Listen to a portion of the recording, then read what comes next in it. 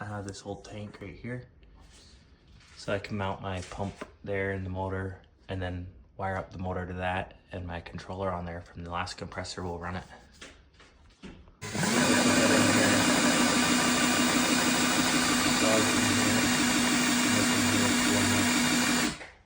So now I just need to put a 1/2-inch belt on there and wire up the motor. Well, I realized I could use this motor. I got this little bench mount bench press for deal because the little shaft here was broken where it was supported, so it doesn't really work anymore. When your bit's not very stable, then a bench press, drill press isn't really useful. And then I've got, that should run this motor right here. So we've got our condenser. We're gonna cut this here and use some adapters to get it hooked up to the tank up there.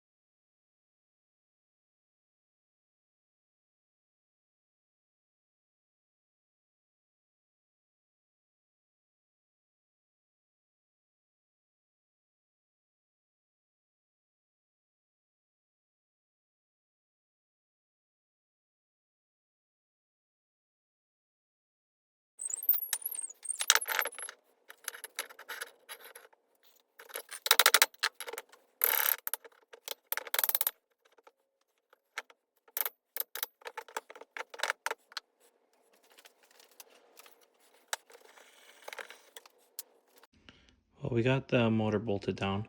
I had the pump rigged up in there and just gave it a test, try to see what the load was, and it seemed like it was too heavy, so I went to get a larger pulley, slow it down, and got the wrong one. So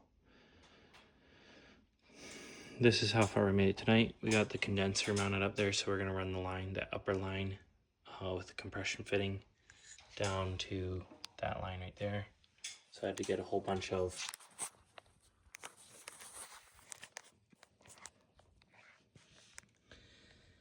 adapters there, you can see, kind of crazy. I had to get a whole bunch of adapters there, kind of crazy. I had to go from had to get a whole bunch of adapters there.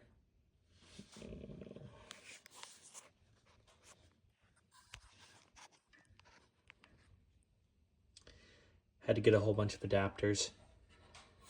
It was 3/8 here, so I went 3/8 compression to 3/8 compression, 3/8 pipe thread with a female adapter, 3/8 pipe thread to 1/2 inch, because the line on the condenser there is 1/2 inch, so I'm going to do 1/2 inch compression to 1/2 inch compression, and I've got some copper. I'm just going to run it down and bend it and into there. And then the line off the pump is going to hook up to the intake there, right off the pump there. So I got to figure out how that's going to work. And I got a tensioner set up on the pulley. Pretty sweet. So you can see the little bracket that I made right there for the pump to sit on. And then I've got a piece here out of another tensioner. On the back side, it's a 90 with a clip in it, so it'll swivel. And as need be, so that I can tighten those nuts to tip it and get some tension on it. Well, I got this set up. You can see the pump running. I had a smaller one on there, but it wasn't big enough. Didn't have enough leverage to turn it over. That pump was too small. I was running it on the next size, and it's pretty good if you're using it, but it was shutting off at 50 psi because it didn't have enough power. This is just a 1/2 horse. So I still trying to figure out how much pressure we can build. We're at, it's hard to see it, we're at 50 psi right now.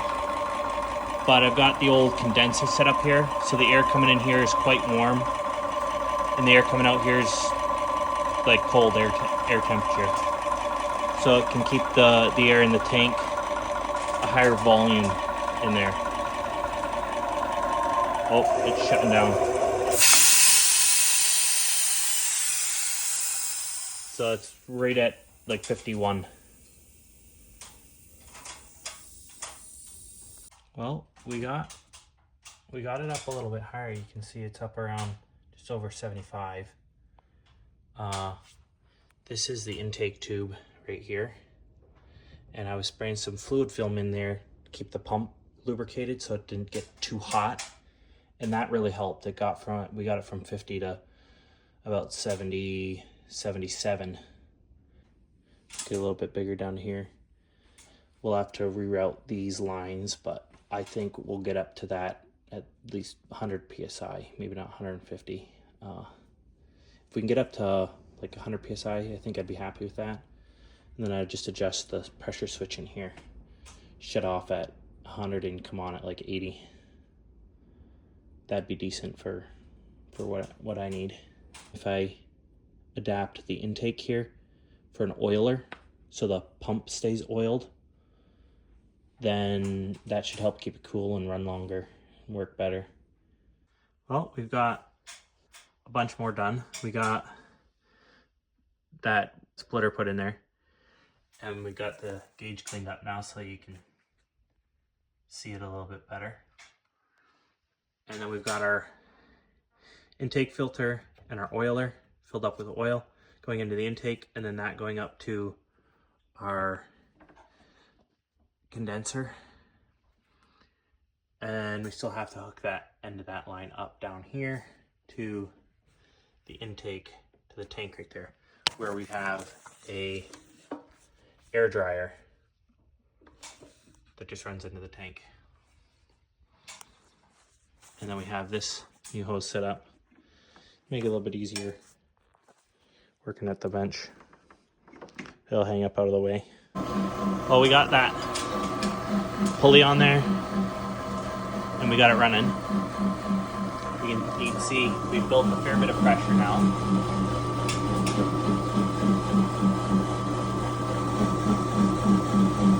We're up to 75 almost, so I'm just waiting to see what we can get up to now. And it's real quiet, you can hear.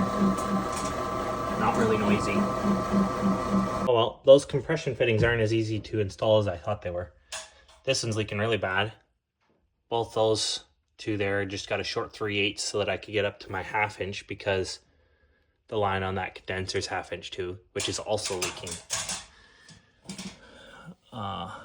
Mostly on this side, that side's leaking a little. That one doesn't seem to be leaking as bad. So, I'm not sure if they just need to be tightened up a little bit more. I'll maybe give that a try and see. We did make it over 100, almost 110, but with the leaks on there, it wasn't able to build any more pressure because it was just seeping out so bad. Well, we just got it to shut off. It got up to pressure.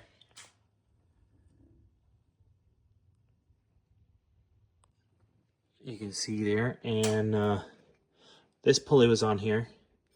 This pulley here is about 2 inch, and this one here is about 2.5, and this pulley here is like 2 1/4.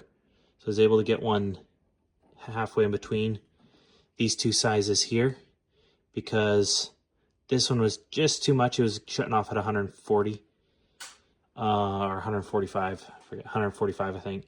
And this one here was just running so long it wasn't, it was actually only getting to like 130 because it was running so long, the motor was getting too hot, the pump was getting too hot.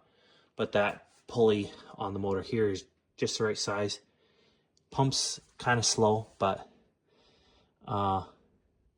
takes about a minute to get 1 psi or so, but it's quiet, which is what I really wanted.